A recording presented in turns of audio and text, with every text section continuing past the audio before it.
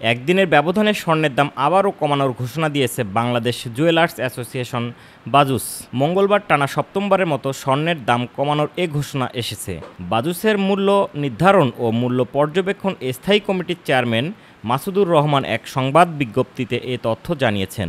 বাজুসের সিদ্ধান্ত অনুযায়ী ভালো মানের তথা 22 ক্যারেটের স্বর্ণের দাম ভরিতে 420 টাকা কমানো হয়েছে। এখন 22 ক্যারেটের এক ভরি সোনার দাম কমে হচ্ছে 1,11,041 টাকা। এর আগে দাম ছিল 1,11,461 টাকা। 21 ক্যারেটের প্রতি ভরি স্বর্ণের দাম 1,06,002 টাকা। 18 ক্যারেটের স্বর্ণ ভরিতে 90,863 টাকা এবং সনাতন পদ্ধতি স্বর্ণ ভরিতে 75,559 টাকা নির্ধারণ করা হয়েছে।